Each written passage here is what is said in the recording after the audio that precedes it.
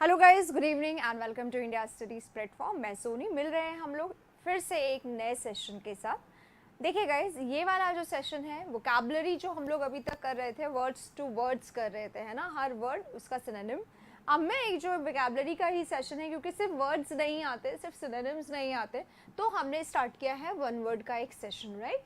ये one word का session है जहाँ पे मैं आपको क्वेश्चन और ऑप्शंस देने वाली हूँ। आप अपने आंसर्स बताइए, वोट करिए जल्दी जल्दी, मतलब वोट क्या, आप जल्दी जल्दी टेक्स्ट करिए, खुद के आंसर्स मैच करिए, कितना जल्दी कितना सही बता पाते हैं। और यहाँ पे आपको सिर्फ आंसर नहीं देना, आपको ये भी ध्यान में रखना है कि जो ऑप्शंस है ना, ये ऑप्शंस भी आपको जान लेने चाहिए, क्योंकि वोकैबुलरी जब हम लोग पढ़ते हैं तो कुछ वर्ड्स ऐसे होते हैं जो वन वर्ड में नहीं आते, है ना, वन वर्ड वाले नहीं होते, तो वन वर्ड वाले वर्ड्स कुछ अलग होते हैं, काफ़ी हद तक तो सेम ही होते हैं, तो हमें वो भी जानना चाहिए, है ना।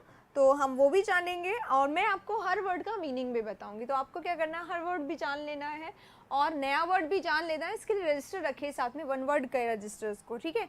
तो जब आपके सामने वर्ड्स होंगे, जब आपके सामने मीनिंग्स होंगे, तो जब आपके सामने क्वेश्चंस हो सकता है डिफरेंट दैन दिस आए, लेकिन इनमें से कोई उसका आंसर हो तो वो भी आप कर पाएँ। अब डालते हैं एक नज़र क्या करवाने वाली हूँ। एसएससी मेंस 2018 का क्वेश्चन है ये, ठीक है। ये जो क्वेश्चन है ना 2018 का क्वेश्चन है, ठीक है। ये 2018 में आए हुए पेपर्स का क्वेश्चन है।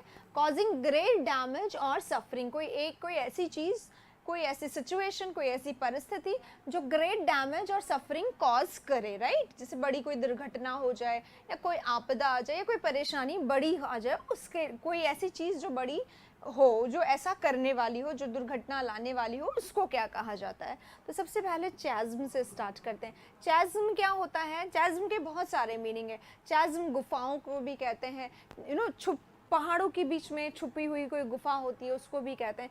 चैज़्म जो होता है गैप वर्ड के लिए भी यूज होता है। गैप यानी क्या होता है? दरार। अब यहाँ पे गैप जो है ना, अगर दो पहाड़ है उनके बीच में एक चैज़्म है, यानी कि दोनों में हिस्सा है, चैज़्म है, उसमें से कई बार रिवर आती हुई दिखाई देती है, तो उसको भी चैज़्म कह सकते हैं। अगर आपके और मेरे रिलेशन की बात करें और अगर मेरा रिलेशन आपसे अच्छा नहीं है, तो we have a chasm between us, यानी हमारे बीच में दरार, दो ब्रदर्स में, दो बेस्ट फ्रेंड्स में ऐसा हो सकता है, तो वहाँ पे भी चैज़्म इसका, क्योंकि गैप होता है, इसका मीनिंग दरार, गैप, तो उसके सेंस में भी इसका यूज हो सकता है। अब हम आते हैं इसके साथ नए वर्ड पे।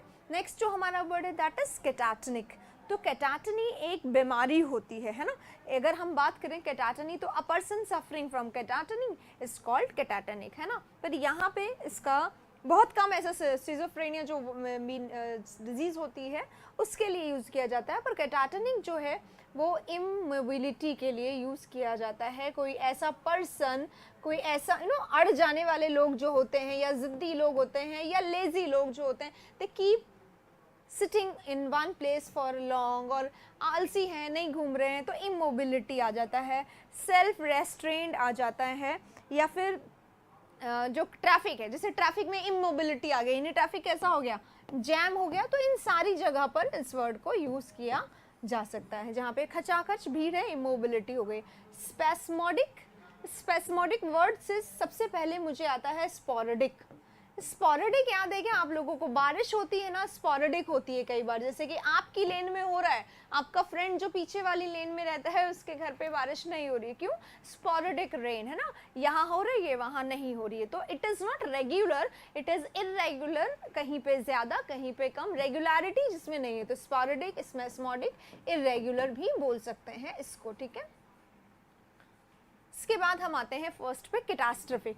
कोई चीज़ अगर कैटास्ट्रोफिक है तो कैसी है? डिजास्टरस है, जो डिजास्टर लेके आती है, जो प्रॉब्लम लेके आती है, जो परेशानी लेकर आती है, दैट कॉजेज ग्रेट डैमेज और हार्म और सफरिंग, जो बहुत ज़्यादा बड़े हार्म कॉजेज को, सॉरी डैमेज को, सफरिंग को कॉज करे, उसके लिए कैटास्ट्रोफिक वर्ड आता है। तो यहाँ पे राइट आंसर हमारा कैटास्ट्रोफिक है। Catastrophic can be called disastrous, catastrophic can be called devastated, है ना, डिवास्टेटेड होता है, कैटास्ट्रोफी होता है, इस तरीके से बहुत सारे डैमेज से रिलेटेड वर्ड्स बनते हैं इसके।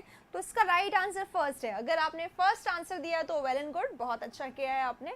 हाँ, फर्स्ट के साथ साथ आपको इसके सारे जो ऑप्शंस हैं इनके मीनिंग्स भी आने चाहिए। अगर आपने इनके मीनिंग्स अभी तक नहीं जाने थे तो अब जान गए हैं, इनको आप नोट करें अपने नोटबुक में तो ठीक होगा, राइट। इसी के साथ बढ़ रहे हैं नेक्स्ट की तरफ बढ़ के मैं बता दूं आपको, बढ़ने वाली हूँ मैं। जल्दी से आप शेयर कर दीजिए, अपने फ्रेंड्स को बता दीजिए। मैंने सबको शेयर किया अभी अभी, है ना, आप भी शेयर करिए और बताइए कि यहाँ पे जो वीडियो है वो स्टार्ट हो गई है। लाइक नहीं करा हो तो लाइक कर दीजिएगा। इसके साथ ही हम जहाँ आ गए हैं वो देखिए, टेलीपैथी, एंटीपैथी, एम्पैथी, सिंपैथी, ठीक है। बहुत बार इन वर्ड्स में कंफ्यूजन होता है। A strong feeling of dislike towards someone और समथिंग, किसी से अगर स्ट्रांगली डिसलाइक हो तो उसे क्या कहा जाता है? सिंपैथी रखना, यानी किसी को किसी के साथ होना, है ना। सिंपैथी है अगर किसी के दुख में आप उसके साथ हैं, आप उसके साथ सिंपैथी रखते हैं।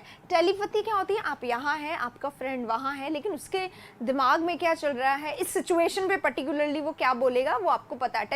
टेलीपैथी यानी मन से मन की बात, विदाउट एनी सिग्नल, है ना, ये भी हो सकता है। या फिर जिस मोमेंट पे आप कोई चीज़ याद कर रहे हो उसी मोमेंट पे वो याद कर रहा है, या फिर अचानक वो आपके बारे में सोच रहा था और आपने उसको कॉल कर दिया, that is called telepathy. Mutual understanding. Antipathy, देखो एंटीपैथी और एम्पैथी दोनों को समझ लो। एम्पैथी क्या होता है? स्ट्रॉन्ग क्लोजनेस, किसी से बहुत ज़्यादा क्लोजनेस है, बहुत ज़्यादा अच्छा रिलेशन है, अंडरस्टैंडिंग है, टुगेदरनेस है ना। तो आप क्या होता है? पॉजिटिव वर्ड है ये, इसका जस्ट ऑपोजिट है ना। ऊपर क्या लिखा हुआ है? डिसलाइक लिखा हुआ, तो हम इसको लाइकनेस कर देते हैं। और क्या लिखा हुआ है? Feeling of dislike toward someone. Okay, तो feeling of likeness, feeling of closeness to someone, that is empathy. और एम्पैथी का ही जस्ट ऑपोजिट होता है एंटीपैथी। तो एंटीपैथी क्या हो जाता है? स्ट्रॉन्ग फीलिंग और डिसलाइक टुवर्ड समबडी और समथिंग। तो this is the answer of second बता दिया है। सारे मीनिंग्स भी बताए हैं मैंने आप लोगों को, मीनिंग्स भी लिखे, वर्ड्स भी लिखे। और हाँ, इनको आप ज़रूर से सिर्फ रिवाइज करें, बहुत इंपॉर्टेंट है। ये सारे वर्ड्स होते हैं, एग्जाम में घुमा फिरा के आते हैं। देखो 18 का ही पेपर है और ऐसा नहीं लगेगा कि आपने वर्ड्स पहली बार देखे हो, क्योंकि एग्जाम में लगातार आते हैं। To express in an unclear way, unclear way में अगर कोई चीज़ बता रखी है तो that is vague, that is ambiguous, है ना। अनक्लियर का मतलब ये सारा हो सकता है, पर ये वर्ड यहाँ पे है क्या? नहीं है। तो यहाँ क्या है देखते हैं। इंटेलिजिबल, अगर कोई पर्सन, कोई चीज़ ऐसी है जो इंटेलिजिबल है, जिसमें कि बुद्धि की आवश्यकता होती है, बुद्धि वाली है ना। ल्यूसिड है, सिंपल है, प्लेन है ना, तो हम उसको ल्यूसिड बोलते हैं। इजी है, क्लियर है, प्लेन है, क्लियर है, इसका जस्ट ऑपोजिट हो गया। नेक्स्ट, गार्बल्ड है तो something which is going to confuse you, जो आपको कंफ्यूज करने वाला है, जो समवेयर वेग है, अनक्लियर है, जो समवेयर लोगों को परेशान करने वाला है, थोड़ा सा केओटिक है, थोड़ा सा पजल करने वाला है, परप्लेक्स्ड है, तो उसको गार्बल्ड, उसको अनक्लियर, उसको वेग, उसको एम्बिगियस, उसको ये केओटिक वगैरह कहते हैं। एलोकेंट, अगर एक पर्सन एलोकेंट है तो बहुत ही ज़्यादा एक्सप्रेसिव है, ठीक है, एक्सप्रेस करने में माहिर है, मतलब जो बहुत अच्छा बोल सकता है। One who expresses himself well, one who speaks well, लोक से बना हुआ है ना, लोक से talk, one who talks very impressive way, in a very impressive way, that is called eloquent, right. तो 3 यहाँ पे डन हो गया। 4 पे चलते हैं। Something happening by chance in a happy and beneficial way, कोई ऐसी चीज़, मतलब आपको उम्मीद नहीं है और वो टर्न हो जाता है आपके लिए ब्लूम की, मतलब कि ब्लेसिंग की तरह, अचानक से हैप्पी और बेनिफिशियल हो जाती है कोई चीज़, तो उसे क्या कहते हैं? सबसे पहला वर्ड सेरेनिटी है। अगर कोई चीज़ सेरेनिटी से रिलेटेड है, one that gives you, that makes you काम, सॉरी काम लिखना था, CLM, काम, पीसफुल, ठीक है, a process that makes you calm, peaceful, etc. है ना, it is called serenity. Serenity यानी क्या होता है? पीसफुलनेस होता है, ठीक है। तो पीसफुलनेस लिख देती हूँ मैं, तो बिल्कुल एग्जैक्ट मीनिंग हो जाएगा, क्योंकि ये नाउन है, ITY लग रहा है, तो ये भी हाँ। सेरेंडिपिटी इज दिस, है ना, कोई ऐसी चीज़ जो बाय चांस अच्छे से हो जाए, तो that is called serenity. Miss adventure है, जैसा कि हम देख सकते हैं। एडवेंचर यानी क्या होता है? Something that you enjoy, something, कोई ऐसी चीज़ जिसमें मज़ा आए, जो थ्रिलर हो, जो एक्साइटिंग हो। और मिस एडवेंचर यानी मिस फॉर्च्यून हो सकता है ना, कोई ऐसी चीज़ जो आप लोगों को अचानक मिले और जिसको आप लाइक ना कर पाए। ये जस्ट ऑपोजिट है हमारा जो वर्ड है यहाँ पे कौन सा वर्ड था, सेरेंडिपिटी, उसी का जस्ट ऑपोजिट हो जाएगा। मिस एडवेंचर है, एडवेंचर मिस एडवेंचर हो गया, यानी कि एक्सीडेंट हो गया, है ना, कोई दुर्घटना हो गई, कोई ऐसा चीज़ हो गया। नेक्स्ट हमारा फॉर्टिट्यूड है। अब देखो मिस एडवेंचर, जैसा कि मैंने बोला मिस एडवेंचर जो है आप अच्छा करने जा रहे थे, बुरा हो गया, तो ये इसका ऑपोजिट है ना। और फॉर्टिट्यूड क्या होता है, फॉर्टिट्यूड के यहाँ पे कोई रिलेशन, कोई लिंक नहीं है। फॉर्टिट्यूड इज ऑल अबाउट करेज, ठीक है, करेज की बात है, स्ट्रेंथ की बात है, बोल्डनेस की बात है, ठीक है, अवेयर की बात है, फियरलेसनेस की बात है।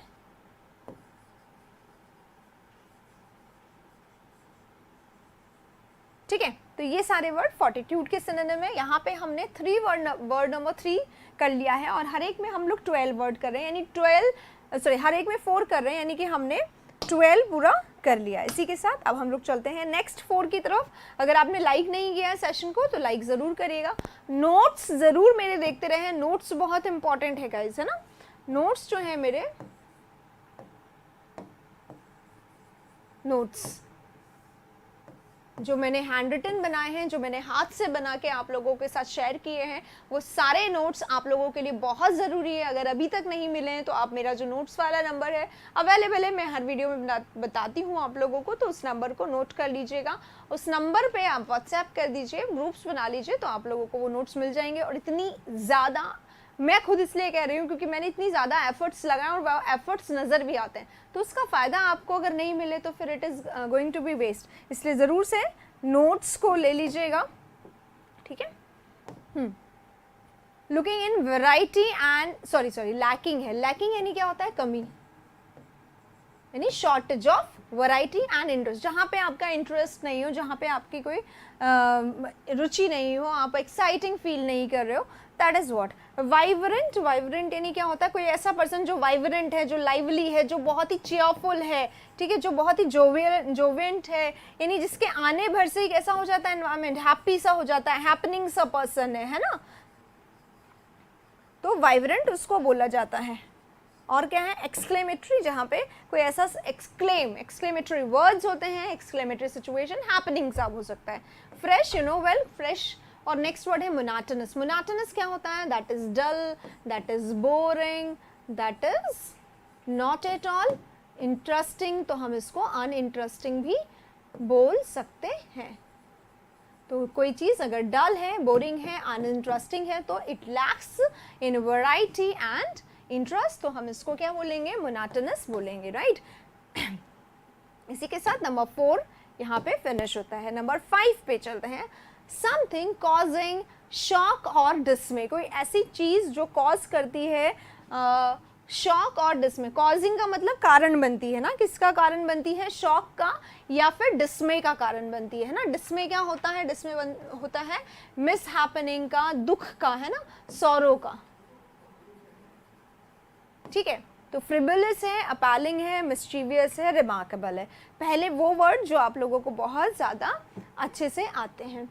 रिमार्केबल है यानी इम्पॉर्टेंट है, यानी नोटिसेबल है, अपीलिंग है,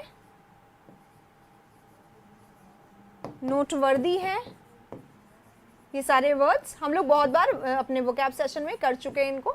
मिस्चीवियस, अगर कोई बच्चा मिस्चीवियस होता है तो वो शैतान होता है, नॉटी होता है, ठीक है। और कई बार इसमें मिस्चीवियस किसको बोला जाता है, जो लोग क्रिमिनल्स होते हैं, जो लोग नॉन गुड एक्ट्स करते हैं, they are also called mischievous. Appalling, appalling क्या होता है, कुछ ऐसा जो आपको शॉक और डिस्मे कॉज करे, वो अपैलिंग होता है। कोई ऐसी चीज़ जिससे कि दुख हो, जिससे कि शॉक लगे, वो अपैलिंग होता है।